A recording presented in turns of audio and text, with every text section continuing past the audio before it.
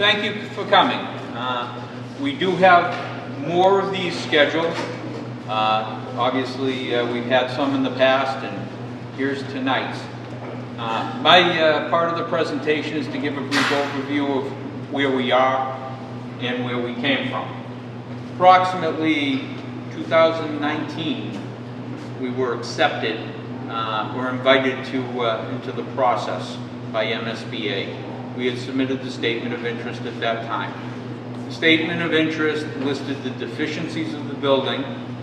It included a field site visit from MSBA. So they came, they walked the building, they looked at it. They determined from the statement of interest as well as their field site visit, we needed to be entered into a project. We started this about 3 years ago. Forming the building committee was the first step, and then we hired the two folks that you see up here tonight. I know there's more than two firms. Collier's project leaders, Mike Carroll, representing those folks. There are project engineers, as well as AI3 architects. We all know what the high school is, and we all know the high school. I had the pleasure of working with Troy way back when with the high school building project. So he was familiar with Whitman, and we were familiar with his firm. Our school building committee, I'm not going to read off everybody's name, but we do have Kathleen O'Tina here. Obviously, everybody knows Jeff Simonak. George is here. Brandon is running around making sure everything's running perfectly. Bob Curran is here with us. Beth Stafford is here of the school committee, and myself, school committee member and the chair of this committee. And I think I got everyone. Crystal. Oh, Crystal. I didn't see you back there. New glasses. They're hard to see. Crystal Regan, who's our educational specialist on the committee. So we get the next slide. Thanks, Fred. So let you go forward. Thanks, Fred. So, as Fred mentioned, my name is Mike Carroll. I work for Collier's International. We're your owner's project manager. So we don't really design the building. We don't build the building. We help you oversee the project. So that's what we're here. We work with the design team. We work with the owner. And we're really here to kind of help focus everything and understand that connection with the MSBA and foster that connection with the MSBA. And what we want to talk to you, obviously, about is our project tonight. What's on everybody's mind is what's the cost. So we've got the numbers up here. Right now we're projecting about $135 million for a total project cost. We have a form called the 3011 form, which is what calculates the MSBA portion of the project. There's a lot of complicated factors that go into that. I'm happy to review that with anybody who's in need, but as we go through it, what that form does is it tells us the maximum grant that would be allowed from the MSBA is about $45.6 million, and that ultimately leaves the taxpayers' contribution, the town's contribution, at just over $89.6 million. So that's where we're at. How did we get there? Fred kind of touched base a little bit on this already. We had an SOI, which is a statement of interest. That's the document that the district first submits to the MSBA saying, hey, we think we need a project here. So it was accepted in 2009, but I think Jeff could probably tell you that it starts long before that, right? So my name is Jeff Simonak, superintendent of schools since 2018. Thank you for watching at home tonight. You obviously couldn't get here, but we wanted to make sure this got out on cable. A lot of information here. It's going to be pretty detailed, and it's going to be available on our website once this meeting is over. Thanks to Mike for ripping the Band-Aid right off. He shared with you what it's going to cost. A new building for the students of the Whitman-Hanson Regional School District. Whitman Middle School is going to cost money, but I think it's very well worth it. This project is educationally based and will be sustainable for our students now in 2027 when we open September for 50 plus years. Put a lot of thought and effort into subgroups of looking at what we need and what we want to project. This isn't a wish list. I've heard wants versus needs. This is a need. This is a need for the community of Whitman, which again, I've been superintendent since 2018, but have been involved with the school system as the principal since 2010. Members of this committee that Fred shared with you are residents of this committee and also are administrators in the Whitman-Hanson Regional School District. Fred mentioned George. George has been in this building from 2003 to 2018 when he moved up to the assistant superintendent's role. George knows more about this building than anybody in this room. The good things, which are slim, and the negatives, which are vast, and we're going to cover that tonight. One of the pieces here, we did fill out that SOI in 2018. We started that project. I became superintendent February 15, 2018. George became the assistant superintendent in March of 2018, and by July, when we walked into central office, one of our first goals was to get an SOI for this building, because we thought 5 years before there should have been an SOI, and it didn't happen. In 2014, there was a major mold issue in the gymnasium, similar to what we had a couple years back. George had a conversation with then town administrator Frank Lynham about doing something with the roof, and it never got off the ground to a statement of interest. So our first priority was, again, for the students of the district as a whole, but for this building project to get off the ground, knowing it was going to take a while, given the history that I've known with MSBA, you never get it the first time. You go again, and you go again. We wrote the statement of interest. They brought us into the core program. They did a site visit out here, and the comments were, oh my goodness, this building needs to be fixed. Who's your facilities director? They do a great job with not a lot. Rubber bands and paper clips. One of the members, who was a school committee member for Brookline, said to me, shook Ernie's hand and left. We got invited to Boston in December of 19 and were accepted first time. First run. I was with people who were sitting next to me. They've been there 5 times. So if you look, 61 SOIs were submitted in 2019, 11 were accepted. That was us, first time around. I'm nervous about having to reapply somewhere in the future, or for any facility in the future, because MSBA is very selective in who they choose. We had a commitment from the Board of Selectmen, the school committee, that this is a project that they wanted back in 2019. We did hit a little stalemate because in March of 2020, we had COVID. So we already had formed our building committee and started to push, and then we had to retract a little bit. But then we went into feasibility. As Fred said, we got our committee together. The committee was put together by myself. As superintendent, the task I had was to put together a committee of educators, people in town who had facility and construction knowledge, also finance. So that committee that was first put together had a variety of people, not all saying, we want a new building. There were people in there saying, let's be fiscally cautious as we go through. So it wasn't just a school-driven project. It had multiple facets from the town to make it equitable and to make it fair as a project. As a superintendent, I want what's best for my kids. As taxpayers, you want what's feasible and what's realistic. I think the project we put together is both. We went into schematic design, and we came up with, and again, this has been almost a 4-year process, came up with a 5 through 9 construction project, which we will demonstrate to you today. 5 through 8, 5 through 8. Hey, we can move 9 down, right? 5 through 8 construction project, which we're going to present to you today. And like I said, Mike pulled the Band-Aid right off. That's the number. That's the number that we have, that we've been speaking about for at least a month or so, that's been out on social media. How it's being funded, how is this, that's up for conversation still, but that's where we're at this point. So just to kind of put a little more emphasis on that, we were accepted the first time around. I don't know that any other district, so I've been working as an OPM for about 15 years now, worked on lots and lots of projects, lots of MSBA projects. I don't know that I've ever worked with a district that was accepted the first time. So that tells us what the MSBA thought when they saw the building and what they understood. There's typically 60 of the 61, there was only 11 that were approved. That's typical of every year. The MSBA gets 50, 60, 70, 80 submissions every year, and it's 10 to 12 that are actually accepted in. So people can be repeating over and over again, and that shows the MSBA's commitment to this project. looking at what we've done, Jeff outlined that we went from that SOI into the feasibility, and then from feasibility into schematic design.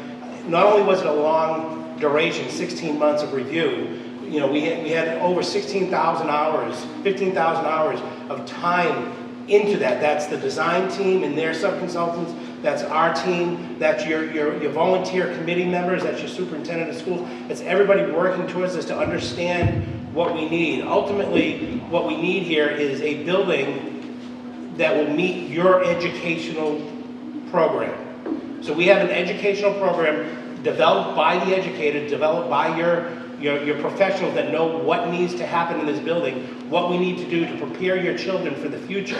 And that's what we've done, is we have a program that's been defined, and then we task the design team to build or to design a building that will meet that educational program. So ultimately, we have a building that is a high value building, but there's a lot that goes into it, and it's a building that is fiscally responsible for the educational program that you need to be able to move forward for your children.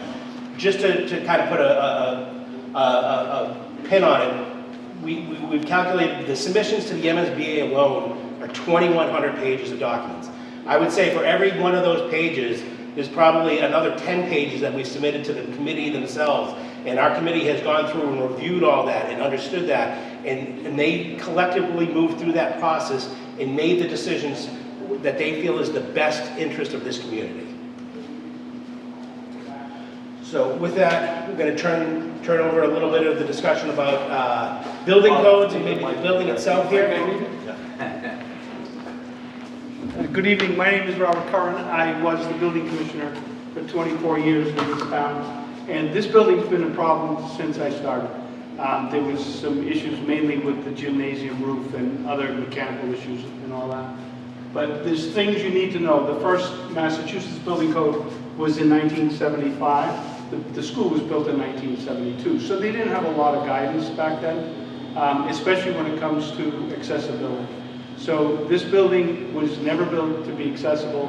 I don't think they thought about that much back then, but now we've done some modifications to the bathrooms and all that, but they're not all done. So there's a lot of non-compliant issues regarding bathrooms, hallway with doorways, handles, hardware for doors, and all that. So since this school was built, the ADA regulations were adopted, actually put into law in 1991.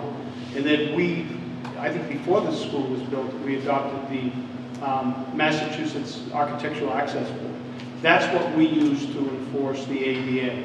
And according to regulation, if we do more than 30% of the value of this building in renovations, then we have to make the whole building comply.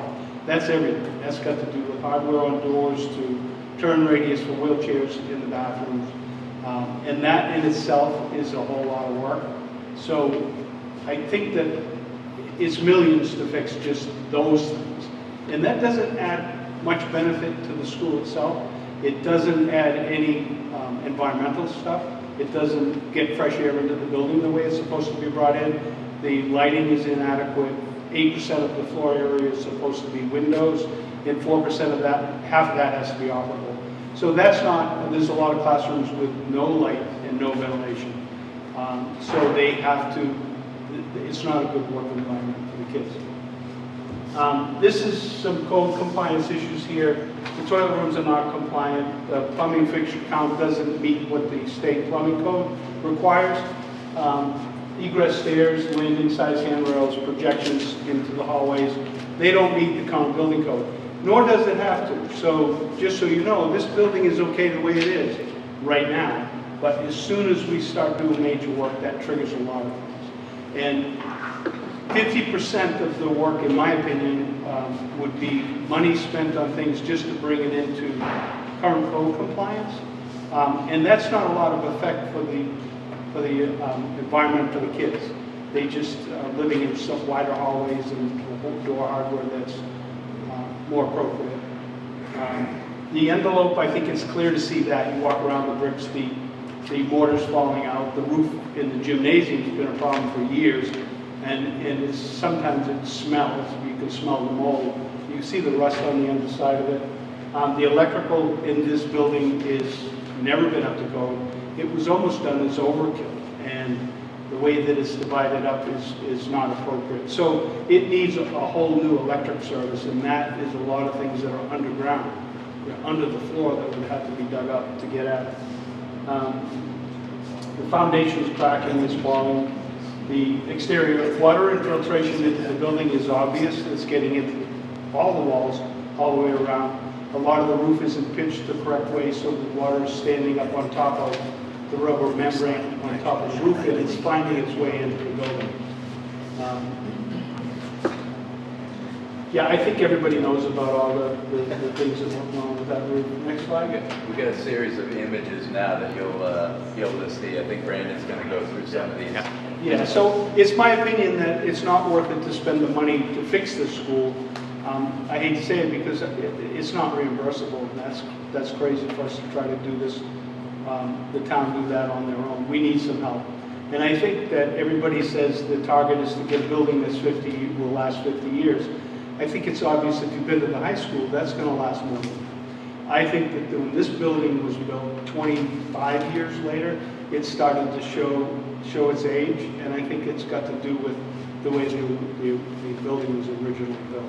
So I'm going to support the new school. I know it's a lot of money, but I think it's going to be money well spent in the long run. At the conclusion of the presentation, there is going to be a tour.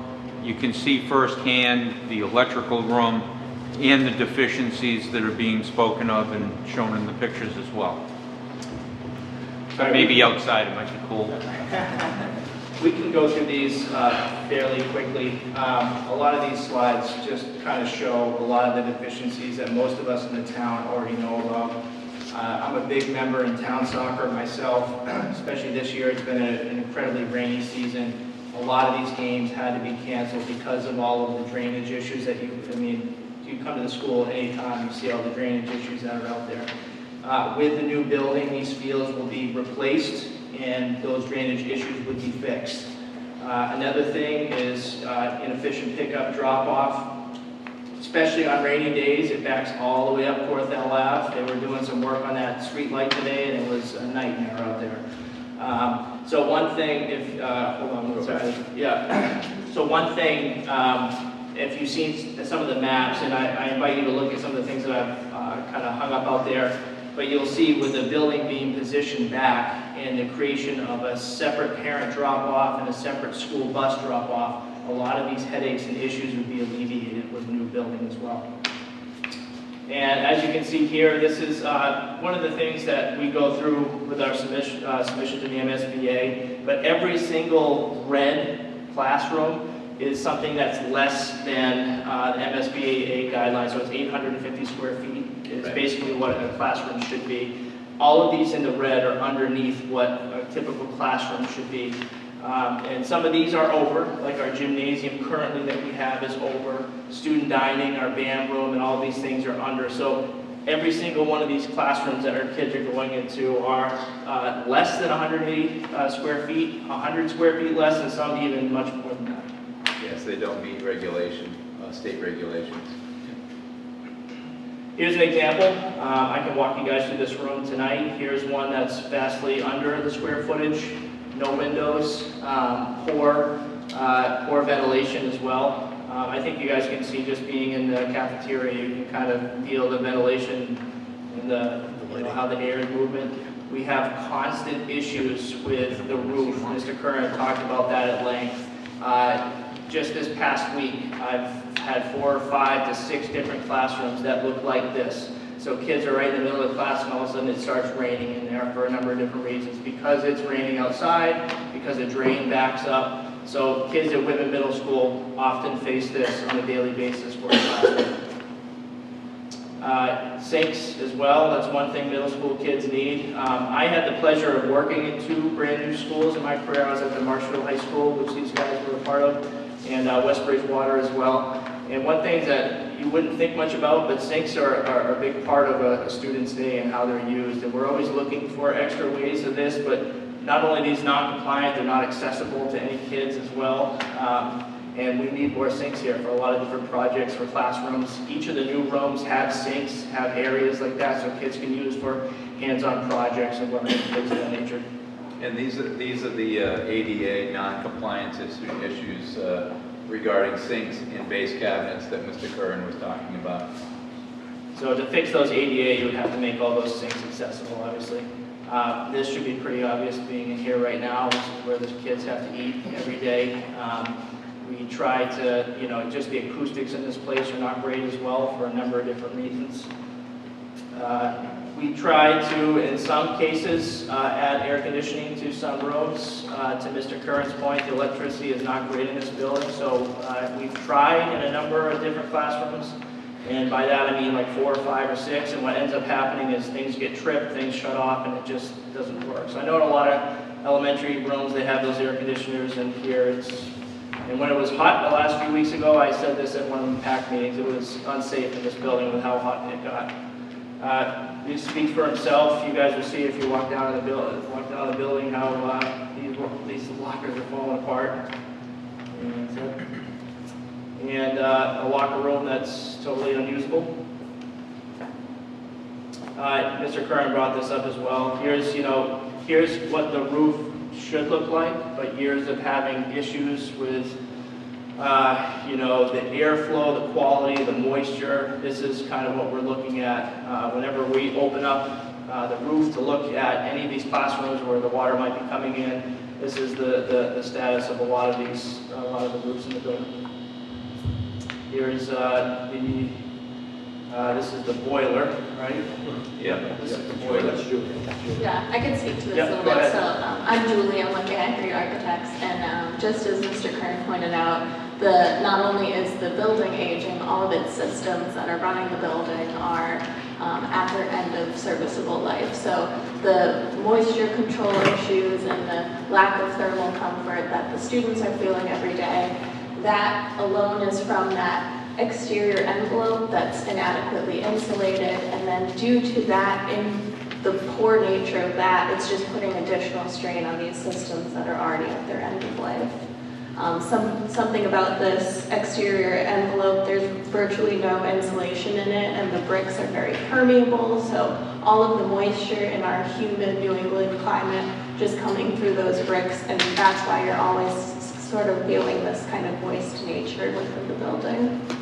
Lack of seals, missing mortar joints, incontinuous flashing, all of those things are contributing to that moisture that's felt in the building. And then of course the roof, ponding on the roof, that water is not leaving the roof the way it should. It's finding a way into the building, just as Principal Frost mentioned, and coming in at inconvenient times.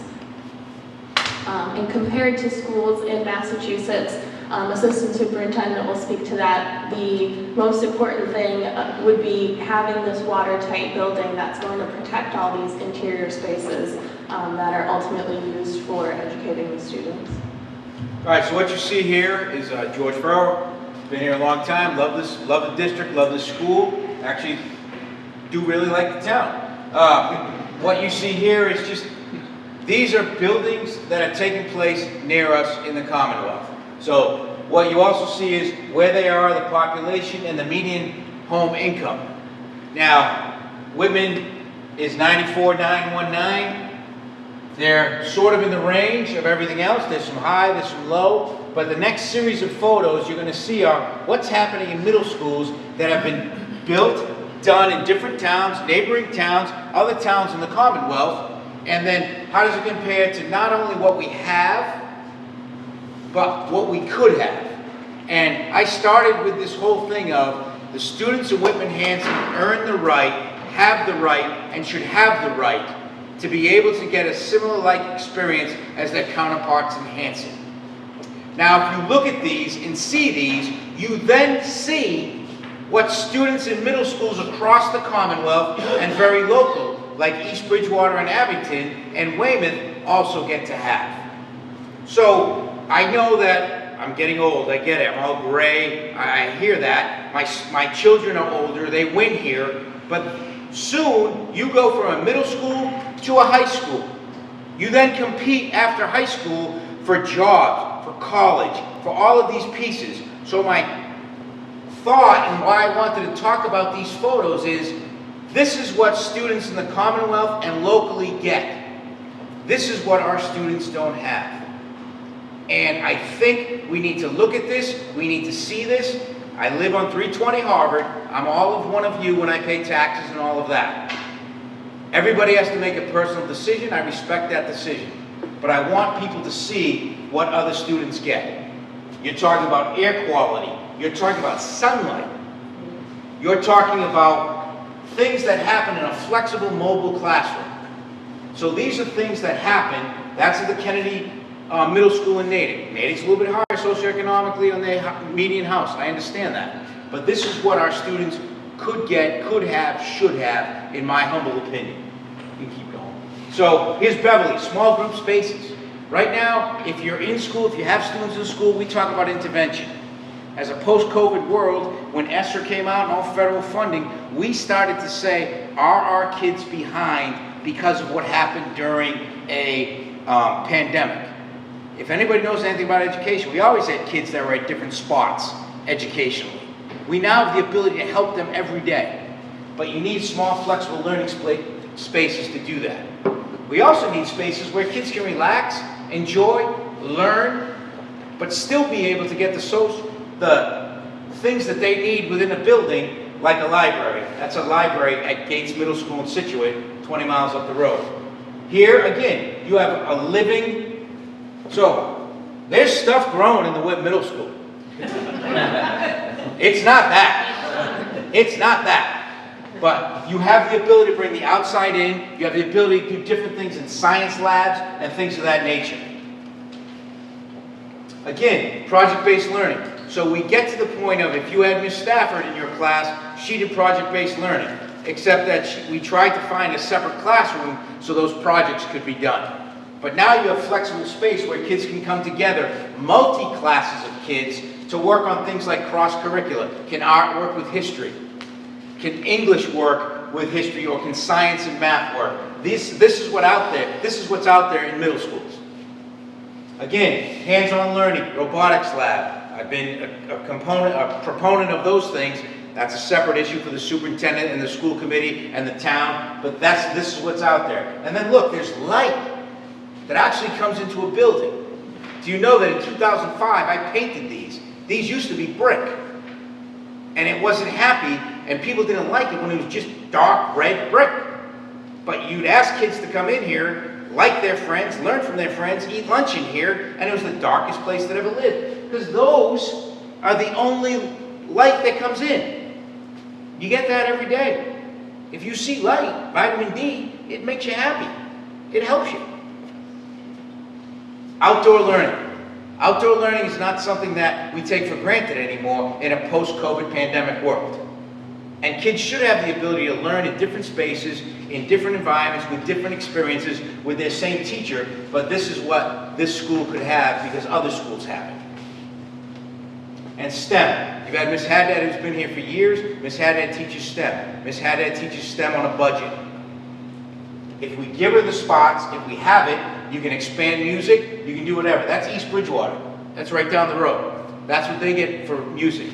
We've made a commitment to music in the district. We've hired music teachers at the elementary school. I think Brandon put out his last thing the other week. There were many families who are partaking in music.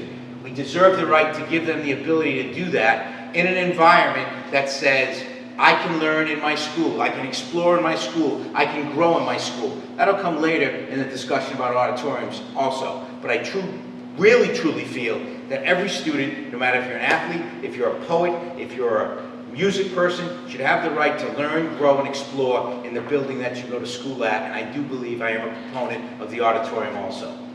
Abington. Abington has learning walls. So you have Ruth Wakefield, who founded the chocolate chip cookie, is from our town. We can learn about her, we can see about her, we can go right from there. So this can be in the building. All of these pieces will help our students learn, and also all of these pieces will be community aspects. We talk about Troop 22 when they have their meetings here. We talk about sports when they have their meetings here. You can have different spaces to help students, to help community, to help all of us learn, grow, and enjoy what we have and what we will eventually pay for. Thanks, George. Just to piggyback a little bit on George, some of the reasons we pulled those local schools, so you can see, again, at home, right around us, people have built. Abington has built, East Bridgewater has built, West Bridgewater has built, Holbrook has built. Those are all, and as the superintendent, those are all choice districts. And what does that mean? Students from Whitman, Hanson, wherever, can choose to go to those schools if their parents so choose to take them there, and if they're accepted. This building is at the end, and we have an opportunity here. And again, as I look at my enrollment, if we hit a stopgap in this building, parents in your community, students who are in kindergarten, first grade, second grade at Duval or Conley right now, might be saying, if there's nothing in the future, this is my child's future, can we look at something different? Can we look at those small learning spaces? Will students have a better opportunity in a different district? That's a concern of mine. That's why we showed you some of those pictures. How did we get here? I started with educationally based. Over the past 16 months, AI3 and Colliers have been working with our folks on the ground. They didn't come to George or I or Brandon and say, what do you guys think you need in your building? We had 4 visioning sessions with a diverse group of kids and teachers who are here. What do you think you need? And the problem we had was teachers can only see what's in their box. And they're like, wow, it would be great to have a classroom with a window instead of trying to expand it to those small learning spaces, because they've never had it here. Unless you taught somewhere else, you never had it here. So it really took some out-of-the-box thinking to get people to say, what do you think you want to, what do you want to have? How about a science lab that works? They were like, oh wow, we can actually talk about that and put that in the project? Because folks here who have been teaching here for so long are constricted in their ideas about what they do with what they have, and they do a heck of a good job of it.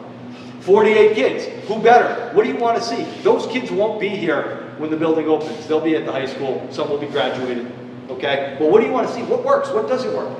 And they started giving us some ideas. Again, 50 staff members and 3 rounds of that program. And AI3 did an awesome job of having people really expand their ideas outside of what they see. Getting other folks involved. And I have to say, yeoman's work to the school building committee when they were voluntold by the superintendent that they were on this committee. Nobody said no. And again, some of those folks don't work in the district. They're just people in town. A lot of meetings. A lot of 4:30 meetings. Sometimes till 5:30. Sometimes till 7. Sometimes heated. Sometimes not. Sometimes in the library. Over the summer.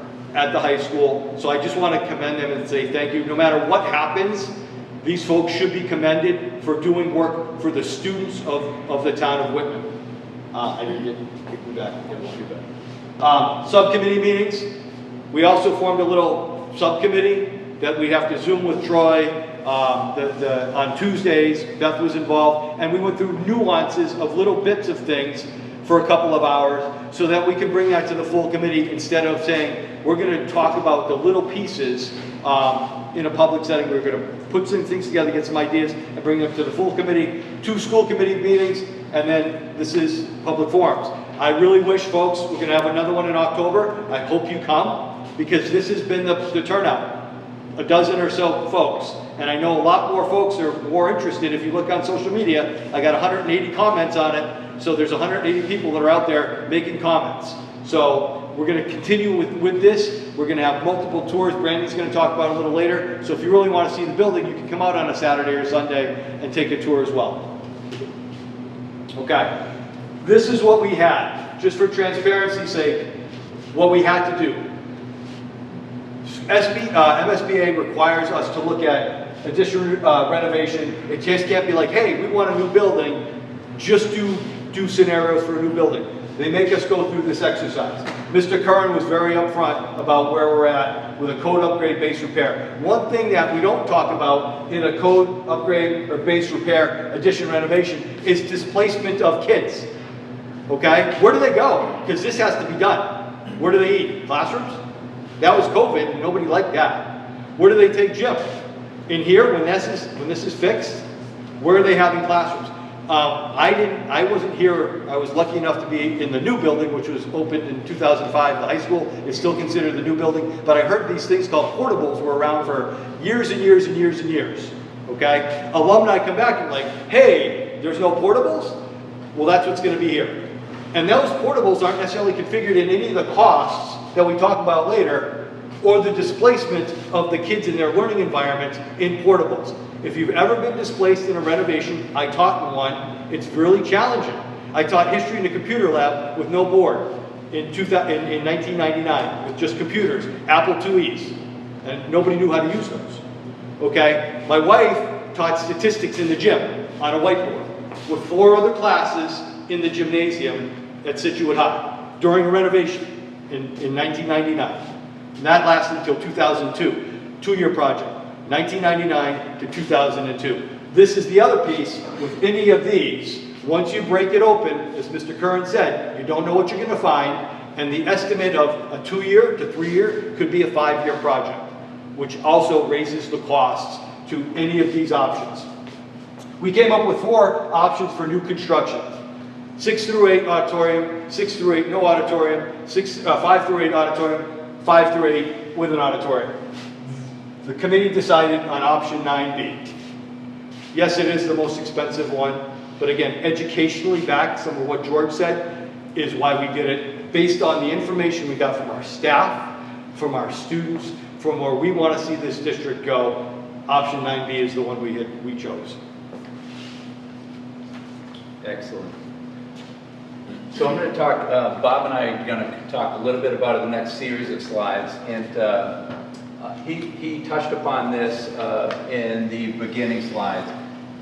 The code upgrade option, that's the first option. That is a requirement by the MSBA to identify and look at, with all the evaluation that Mike was referring to earlier, with all of the engineers, our team, looking at the existing building, what it would cost to upgrade this building to just meet the code. And as mentioned, it's a significant feat with little value. And so this does not, very important, it does not do anything to improve the educational environment, meaning no extra space, no additions, the square footage of each of the classrooms that are currently undersized as compared to the state regulations would not get modified, so they'd still be undersized. And it does not change the site issues with the water infiltration, the water issues in the fields. It doesn't affect the issues you have on drop-off and pickup. So that would just take care of bringing the building up to code. So many other issues related to that. So the approximate value is about $60.4 million plus. And the reason why it's plus is because that's an enormous phasing challenge, right? To upgrade this building as it's occupied, as superintendent just went through, just to bring it up to code. And if you do that, some other costs that are there, if it's a longer phasing project, then that's going to escalate. So we identified 3 years, but if that goes 4, 5, 6, which is highly likely, that could be more like 70, 75 million. And that doesn't identify the complexities of movement of students. What happens when you need to move a grade level into portable classrooms for a specific duration, or a duration that would need to get worked out? The renting or leasing or purchase of modular classrooms is not included within that cost. So this is in our opinion a minimum cost for a base repair, which is not, what we've talked about, is not really an option. The triggers and code compliance thresholds that Mr. Curran was talking about. So the Massachusetts Architectural Access Board identifies 30%, it's a 30% rule. So if you construct the building, or if you modify this building, 30% rule, if you modify this building in any given 3 years, the value is over 30% of the assessed value, So the assessed value of the building is $9.845 million. So if you spend in any 3-year period just over $2.9 million, then you have to bring the entire site and building up to code from an accessibility standpoint. That triggers a significant amount of work to redo entries to the classrooms, door hardware, mechanical systems as far as work related to accessibility, because there are head height issues in some of the classrooms with some of the mechanical units. The site would need to have access to the building, egress stairs at the in the classroom wings. Those are not accessible. So that triggers a significant amount of work. The 33% rule is NFPA, the fire protection. So the assessed value, as I mentioned, 9.8. If you exceed $3.2 million in a five-year period or 7,500 square feet of renovation, then that triggers full compliance with NFPA. There are many other, that's a domino effect that occurs throughout the building, and that's where the significant dollar value that we're talking about works into the consideration for the base repair, which is not an option that we talked about. Here's a couple of base repair scenarios, examples. Roof replacement. We talked about the 2.9%, $2.9 million trigger, or the $3.2 million trigger. Just the replacement of this roof on this building would trigger the $60+ million, because the value of replacing the roof on this building is about $5 to $6 million. So that triggers the domino effect of complete compliance. Same with the HVAC system. As Julie mentioned, the building has much lived well past its serviceable life. In some cases, you can't even get parts to replace unit ventilator and controls. And so that's about $15.5 to $16.5 million, well in excess of the triggers and the threshold compliance, the compliance thresholds that would trigger full compliance with ADA accessibility. So again, I want to thank the members of the building committee. When they sat at the building committee, I don't think they knew they were going to get homework from us.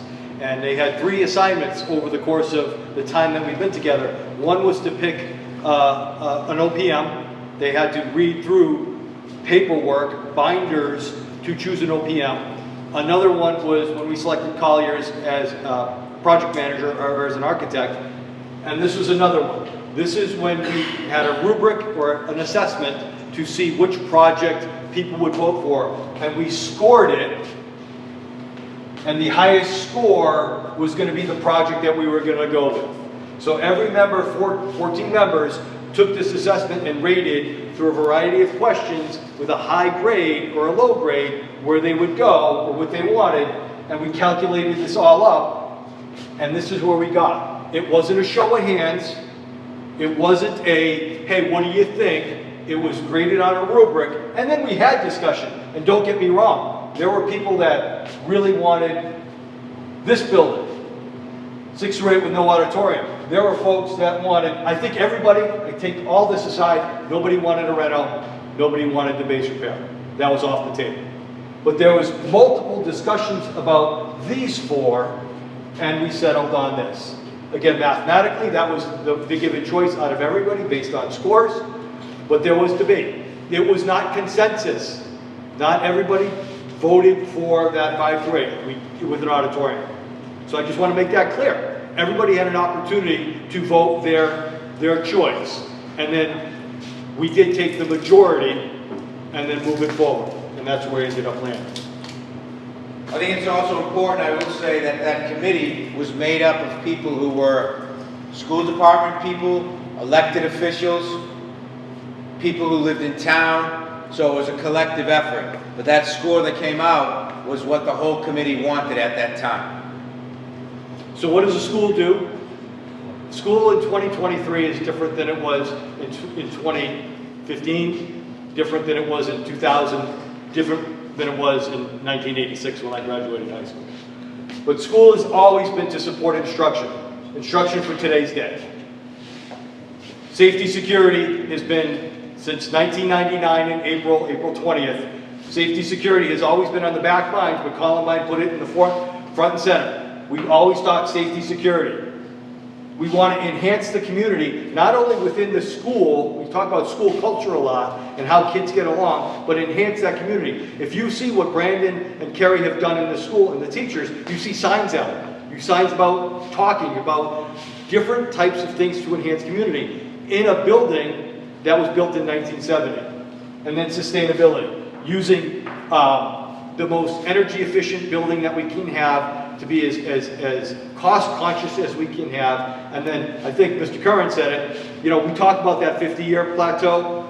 Somebody had posted on social media, I went to a school in Quincy, it was built in 1896. Yep, the building's still there. Yep, is it like this? Maybe. Does it have the technology or the ability to sustain technology for the next 15 years? I don't know, I didn't have an iPhone in 2000 or 99 when Situate was going through their renovation.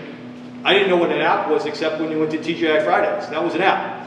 Now you have apps. I can get an app now on anything. And a building has to have that space or that thought process to be able to expand to newer technologies and be able to adapt. This building can adapt right now. And that's why when I say sustainability, it's really important. And George, why don't you grab this slide, because this is your wheelhouse. Okay. So what does the new school bring you? New school brings you, not for now, but for the next 50 years, the ability to have more space. That ability to have more space affects things like art, music, athletics and wellness, and STEM. However, when you talk about athletics and wellness, art and music, that also expands to the community.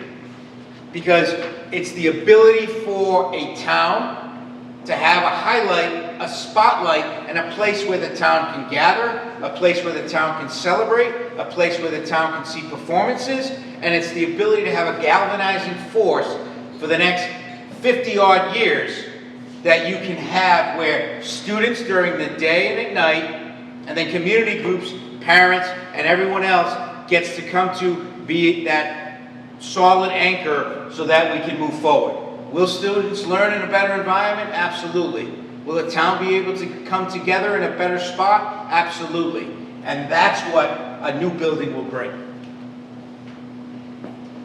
Okay, so we have a picture of this is the existing site as we have it right now. So if anybody has been here, you know, I mean, I've been in the building for over 35 years in one capacity or another, and a parent here for 40. So the fields, as a soccer mom, oops, sorry, I touched it. As a soccer mom, the fields were always terrible, okay, and, sorry about that, okay, a couple more. Yeah, sorry about that. I forgot it's on the touch screen. No, I don't want it. Okay, so the main entry over there coming around, as you saw in the previous slide, very difficult. If anybody has been here, and a lot of you probably have parents that have come up here trying to drop off. Go to the next one. Okay, so here is the site use opportunity that we have. This is the difference. It's together. Everything is combined. The fields will be reconstructed, and that's part of the money because they're taking away the field. So we are able to redo the fields here and over there. So we have a main soccer field here. We have 3 other ones here. The baseball fields, this one will be used for construction vehicles when the building is being done. So that will be fixed back up to where it was. So our Field of Dreams, those parents who remember that we won a contest to get the lighting, that's not being touched. So the concession stand will be moved. So. One of the things I would just add is that you can see with the positioning of the existing building in the middle of the site, it really cuts off the entire site as a contiguous site. The same thing. It's a touch screen, yes, not touch it. Don't touch that. Touch it. It's hard to point out. I know. There we go. I'm glad. All right, we're back. So with the existing building in the center of the site, it cuts off visibility throughout the site and the parking is disconnected. What happens here with the new positioning of the proposed building is you can see it opens up the campus significantly.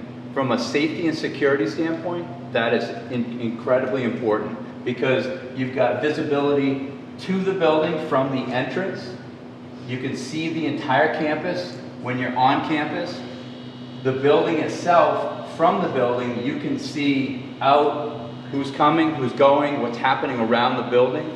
And then also from a field perspective, by distributing the fields and the parking and the traffic throughout the, strategically placing the parking, it's a much better association with the building, the fields, and the parking and their interactive or their adjacencies. That's right. So it's subtle, but it's really important as an overall campus plan and the importance of safety and security with the building. Okay, so, and this is what Troy was talking about, how the parking. In the blue, okay, that's the parent drop-off, so it's separate from the bus drop-off. So very much better than what we have right now, because if anybody has come up here, you know. I think one thing we haven't talked about too about the building, and maybe it's gonna come up, one of the things that the committee voted was to go with a 3-story building versus it was cheaper to do than a 2-story because a 2-story would have taken more space.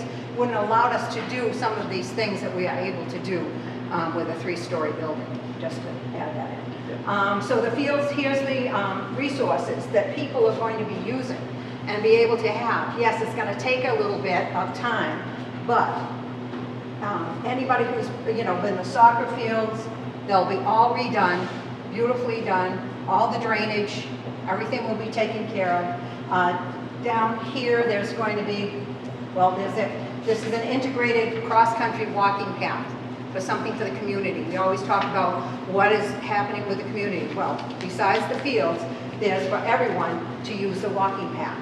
It's going to be around the entire building, all the facilities too.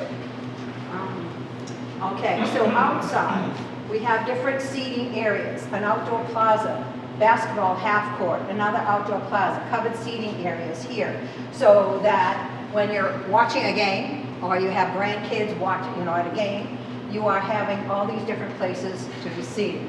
The concession stand will be moved to be a better facility so that it can be used actually with soccer and baseball, not just out of the baseball area. And locating the building where we did on the location of the site is also most appropriate for its solar orientation, and that plays a lot with its energy efficiency.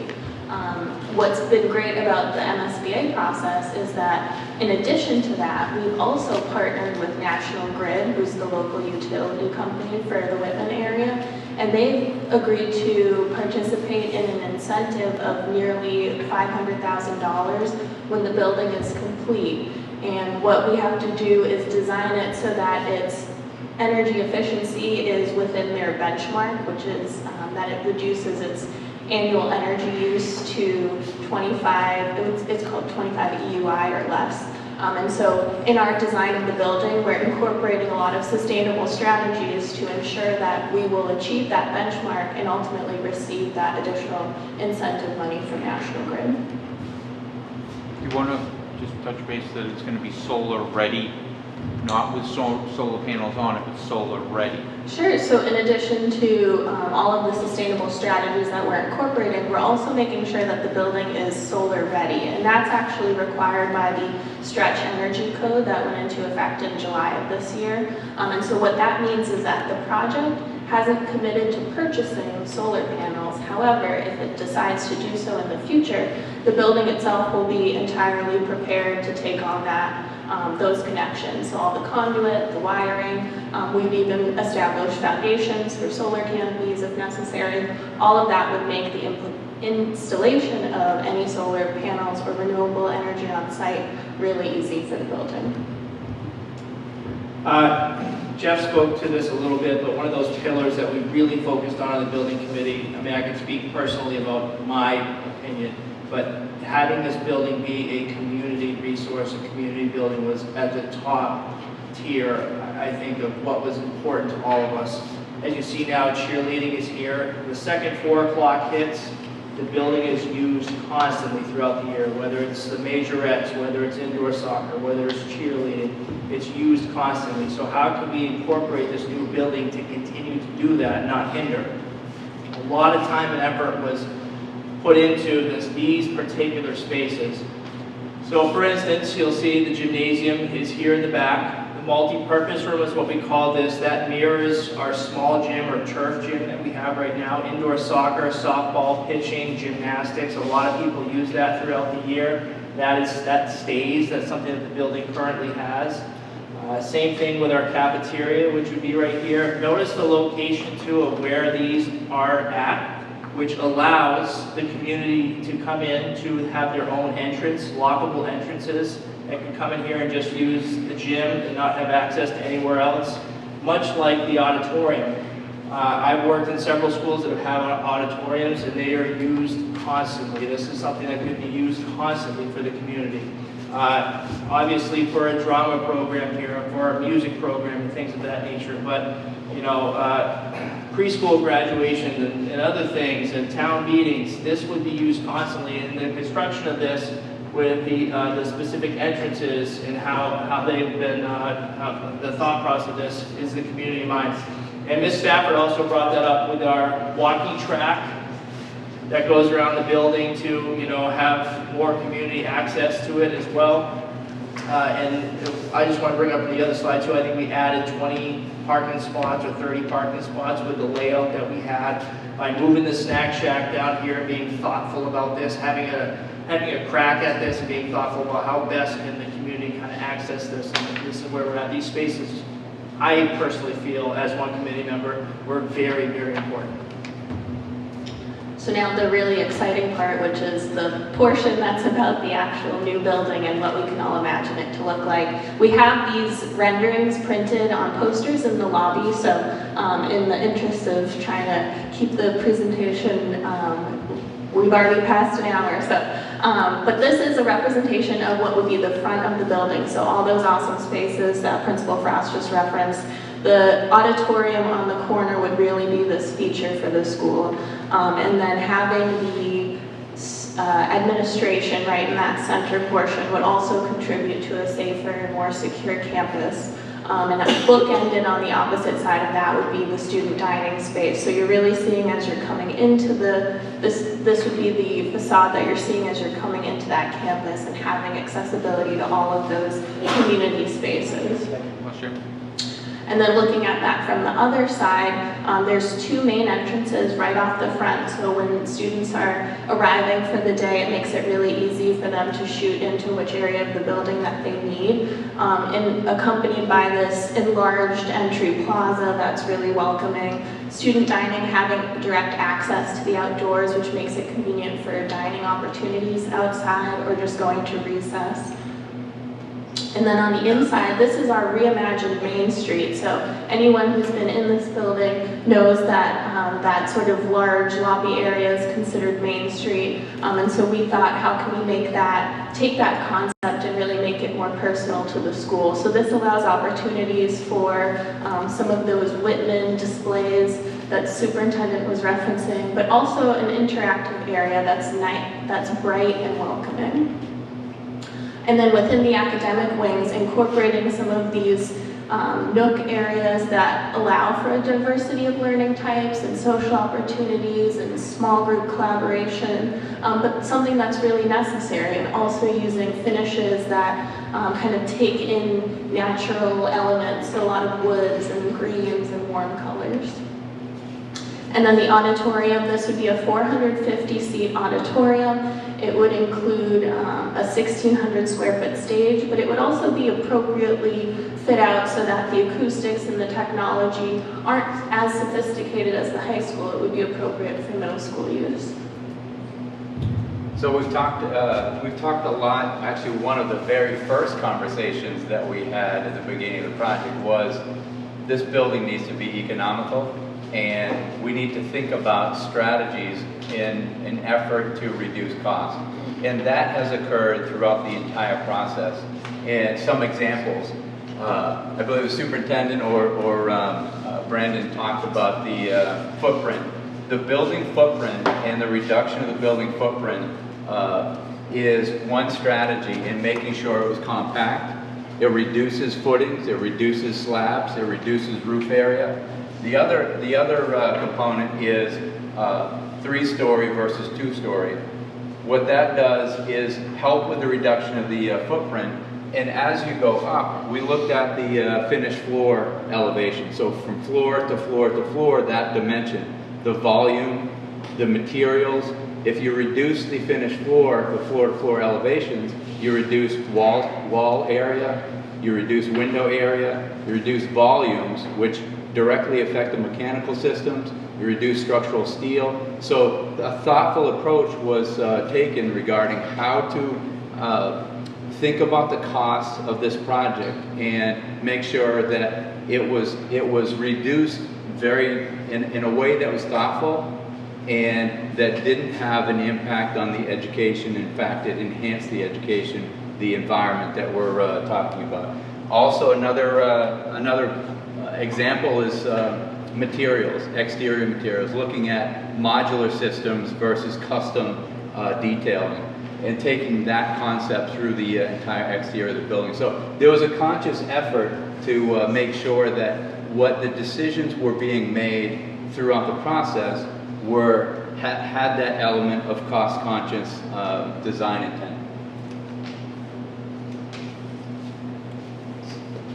So everybody else has been able to talk about all the colorful pictures and all the educational program, and I get to talk about the dollars and cents again. So ultimately, you're going to be voting in November, and we're going to try to get a project moving forward at that point. The loan doesn't happen then. The loan happens when we get into the construction phase. So these are projections. We're projecting that you would have a 30-year bond length. We're projecting a 5.5% interest rate. That's what we're seeing now. If you'd asked us 2 years ago, it probably would have been quite a bit less than that. But right now, that's what we're projecting. We're looking at an average assessed home value in Whitman of $420,000. So we're saying, what is the impact to the average taxpayer? On the first year, if we do a level debt payment, we have a higher payment at the beginning of the project.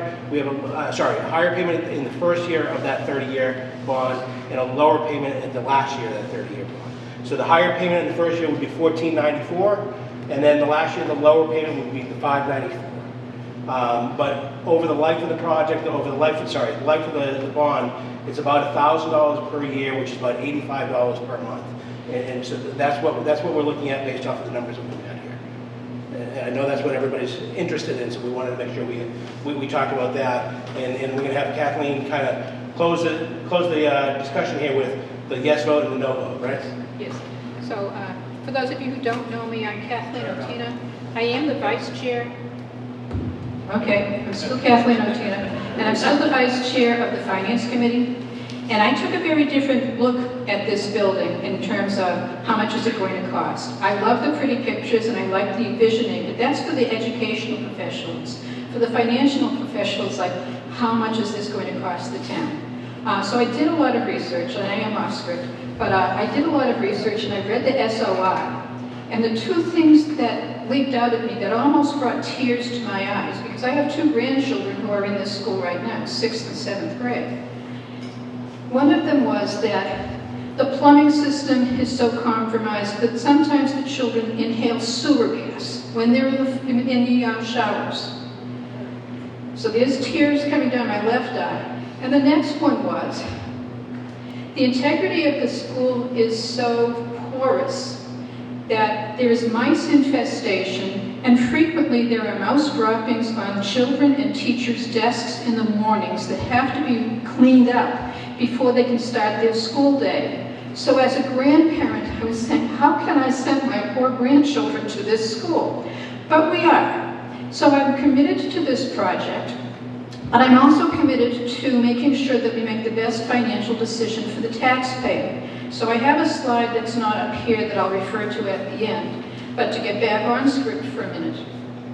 There are 2 critical decisions to be made. There is an October 30th special town meeting, at which time the town meeting members vote whether or not to put the debt exclusion on the November 4th special ballot. That requires a yes vote. More importantly, because it's probably easy for people to say, yes, put it on the ballot, we'll deal with you on Saturday. The more important vote is the November 4th vote, that Saturday, where the voters determine whether it's yes, I support this project, or no, I don't. So those are two dates that you need to keep in mind to decide, after you hear all of this information, whether or not you support the project. Okay. If the town votes yes, and it's our sincere hope that we've convinced you of the value of this program tonight, the November 4th debt exclusion vote triggers the project scope and budget authorization to give us a letter from the MSBA, which probably is generated October 25th anyway, telling us how much the building will be cost, we already know that, how much it will fund, and what the maximum funding is. It's a $45.6 million grant from the MSBA. It's not an entitlement program, so you don't get to say, hey, we need this money and we're entitled to it. You're invited to this process, and this is the chance for the town to say, yes, we want to continue in this process. So if it's a yes vote on November 4th, we will all be celebrating, and these two professional teams will continue to work very long hours to make sure that this magnificent building is built. If, however, the community decides either to vote no, I'm skipping ahead, vote no either on October 30th at town meeting, or if it's a no vote, we're done. But if it's a yes vote on the 30th and a no vote on December 4th, the building committee has, or actually the district has, no less than 10 business days after the failed vote, the chance to get back to the MSBA and come up with a plan. Because we have 120 days between the time we get the letter saying, good news, we're willing to fund you, and we have to inform the MSBA that we have secured the fund through a debt exclusion override. So we have 120 days to figure things out if the answer is no. Come up with a solution, negotiate, and I've been a part of a little bit of the behind-the-scenes negotiation. And the MSBA, I believe, is an amazing Commonwealth program. They know what they're doing, and there's no surprises there. It's very carefully spelled out what you're entitled to in terms of reimbursement and what the process expects of you as a district requesting funding. So the no vote gives us 120 days, and we can't go back with a different project. We can't say, well, we failed with project 9B, let's offer project 4B that was considered back in January but was never developed. That is not an option. We would have to go all the way back to withdrawing actually they would throw us out of the program. It's called failed vote. And they withdraw the project from the MSBA pipeline. And we'd have to go back to a statement of interest. The mice will still be generating mice droppings on the floors, and the sewer gases will still be emanating, although Bob will work very hard with the powers that be to make sure that those are remedied at $60 million with no reimbursement. But this is my off-script part. I've spent a lot of time looking at what these projects cost. And the town isn't important because the MSBA takes into account your socioeconomic profile. So we're a pretty poor town, and we have a pretty generous base reimbursement. So the comparison here doesn't matter which town it is, it's the timeline. In 2017, the town of Braintree submitted its SOI, and they were invited into eligibility. And where we are now, which is waiting for the funding commitment, they received their funding commitment in August 2019, 4 years ago. And their construction costs were $474 per square foot. That's 4 years ago, $474 per square foot. The reimbursement from the MSBA was $333 per square foot. So that was pretty close to $333 versus $474, pretty close to funding their construction. A little bit later, In April of 2021, the town of Somerset received a grant for its middle school program. This is just a year and 6 months later. The price of construction went from $474 to $563 a square foot. The MSBA reimbursed them $360 a square foot, so they increased their reimbursement rate a little bit. They do that every so often. So $563 versus $360. Costs are getting higher, reimbursement isn't keeping pace with it. Then we get to August of 21. The town of Walpole built a middle school for $571 per square foot, and their reimbursement was $360. That's just 2 years ago. We're now at the point now waiting for the funding from the MSBA to be approved, where our construction costs are $770 per square foot. 2 years ago it was $474, we're now up to $770, and the reimbursement rate is only $393. The reimbursement from the state is not keeping pace with the increased construction costs. So delaying this program is not going to save this town any money. It is not an option. Just as the base repair is not an option, postponing building a new middle school for Whitman is not an option. It's just going to cost us more.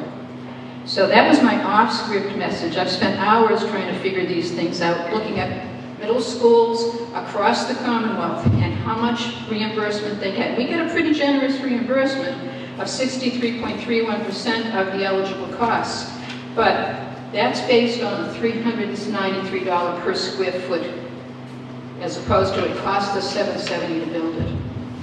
So I'm sorry, committee members, for going off script. It just, But there's more to Somerset. Yep.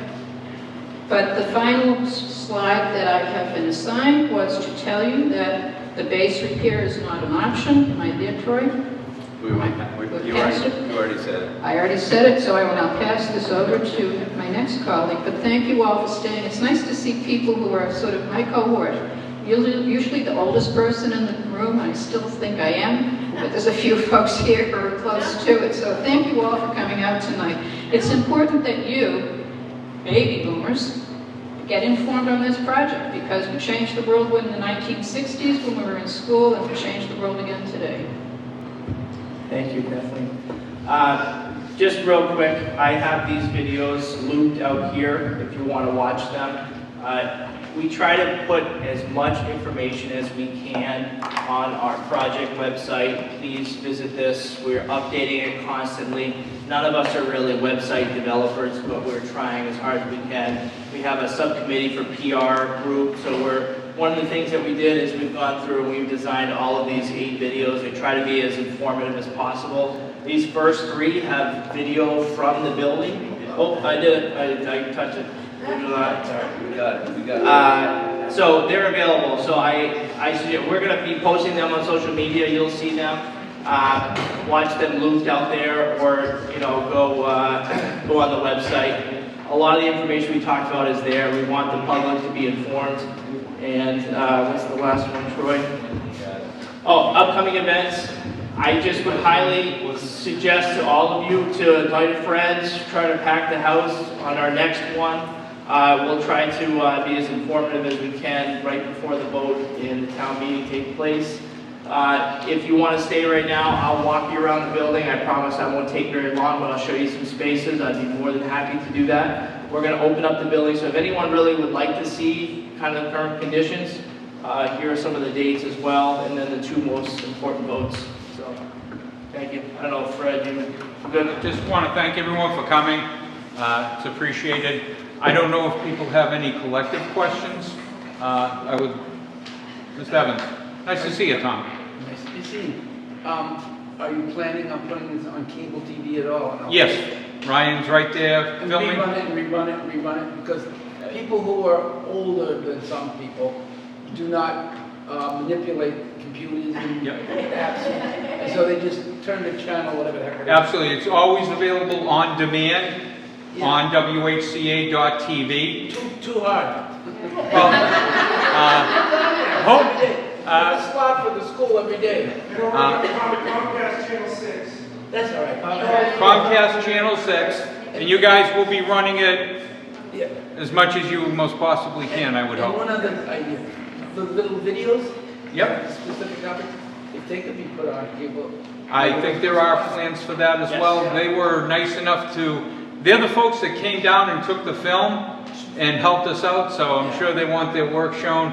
And I'm going to give a shameless plug for them. I believe it's October 3rd at Town Hall. There will be I don't know if you call it a hearing, a public meeting, going over the virtues of WHCA. I myself can't speak loud enough as to what a great partner they are in town and how they can get information out, as you're just speaking of. I would hope that anyone could come or write a letter, give them support. They're a great, great organization. One other compliment, your Sure. use of the matrix in selecting the option that you had. I was on the original cable committee and we did exactly the same thing, and it really was the fairest and most objective way of doing it. We picked Continental, which is now, yeah. I think MSBA makes us do it, but we'll take credit.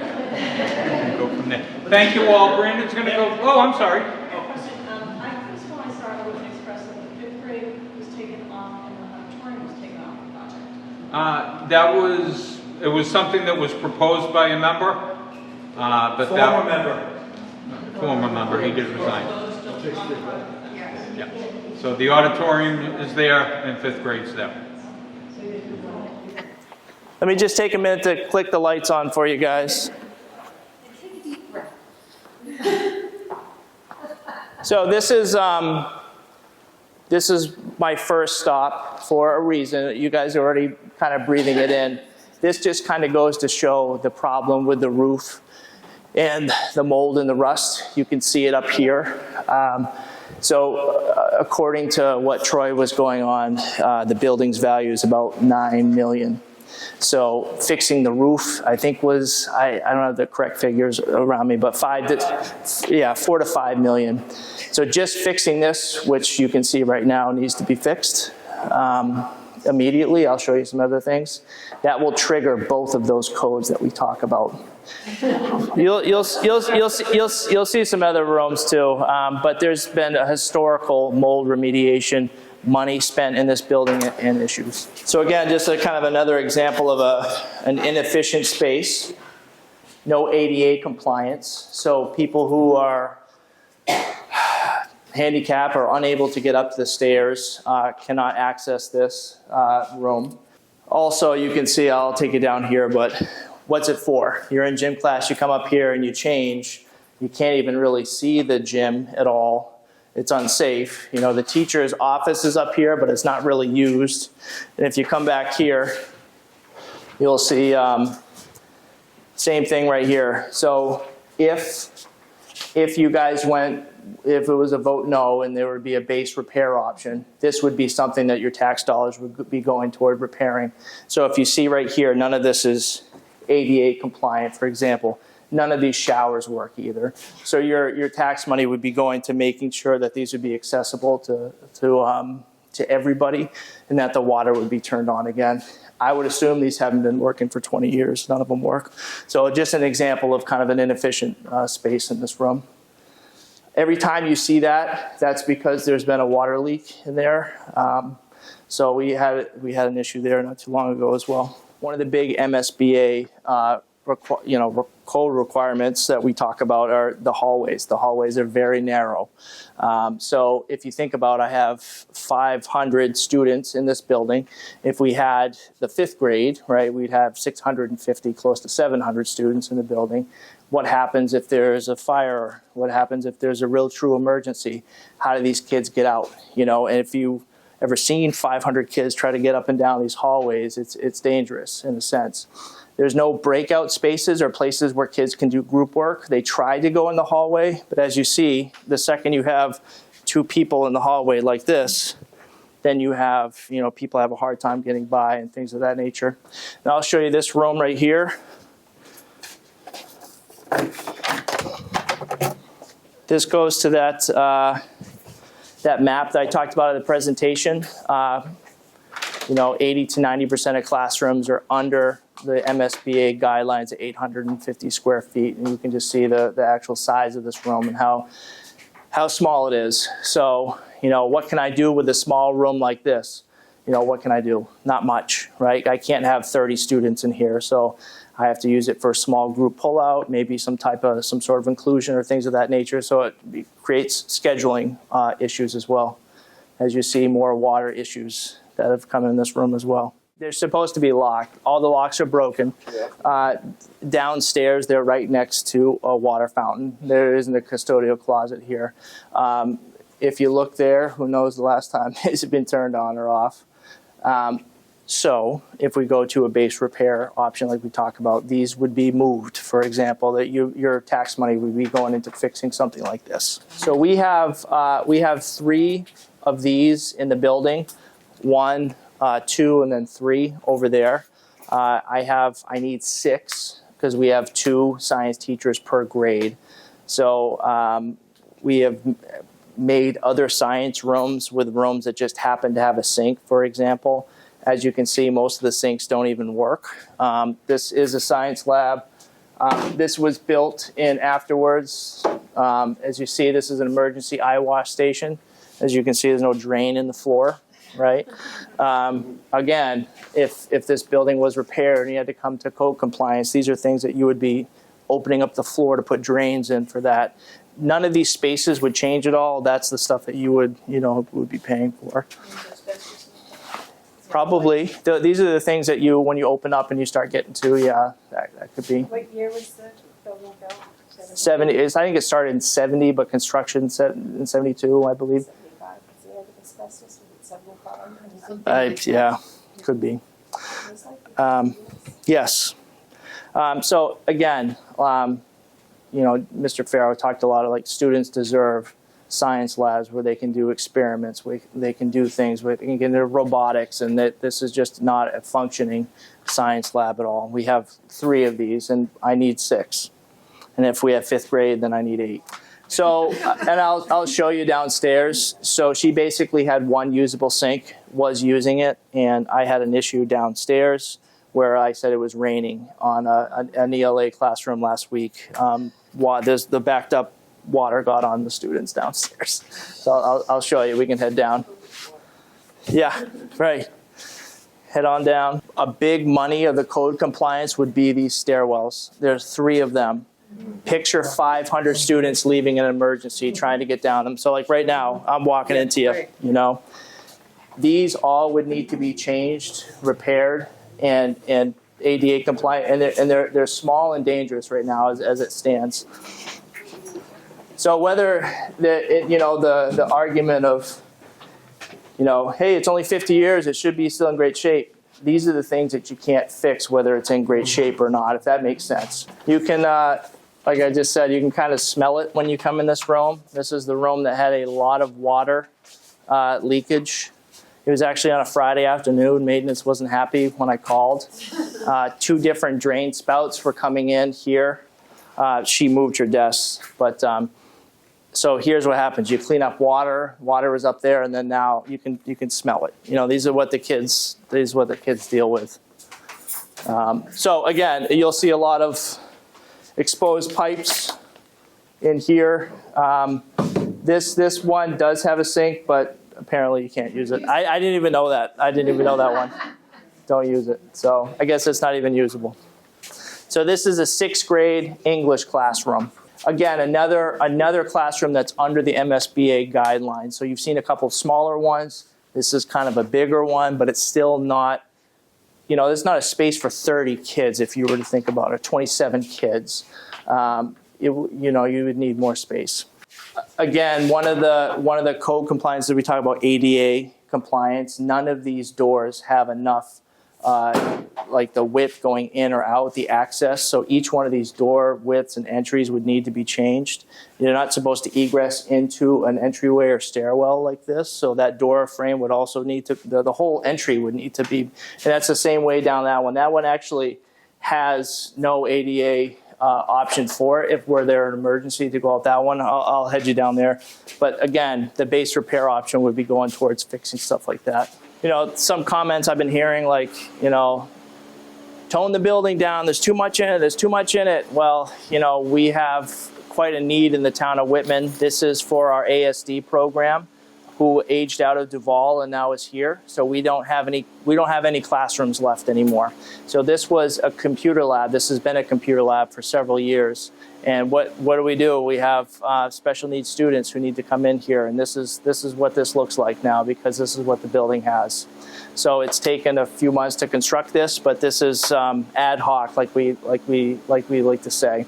So some of our most neediest, vulnerable kids have to be put into an old computer lab. This is where my male faculty need to go to the bathroom every day. You can go ahead and check this out.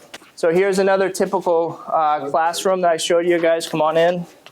One of the things that we highlighted, that Troy highlighted, was to fix the HVAC system in this building would be over $15 million. So I opened one of the unit ventilators over there. If you guys want to go check out, that's what the kids are breathing in every day over there. So that's the air quality. Those are original to the building, but just to see, that's the only airflow that's in these classrooms. Here's again one of the older unit ventilators. One of the cases is broken. This is kind of the solution. Some of the spaces have these newer units. Again, part of the code is the height requirement that Troy talked about in the presentation. So in some of the classrooms that are down here, these are in classrooms, which make it impossible.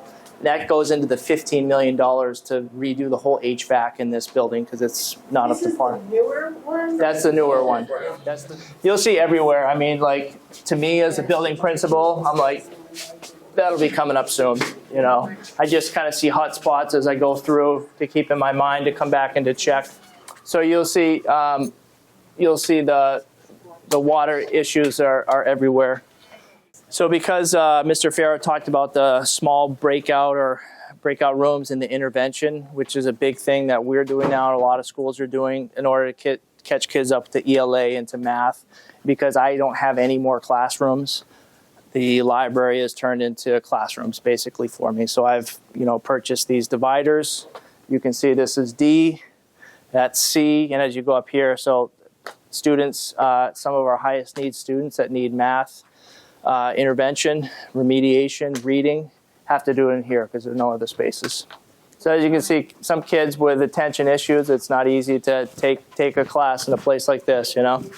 So here's another example of an undersized classroom where 30 kids need to come in. This is a related art, so these are heavily populated. Another room that has no windows. It's hooked up. This wall was built in after. It's hooked up to the same HVAC that room is over there. So they're same air.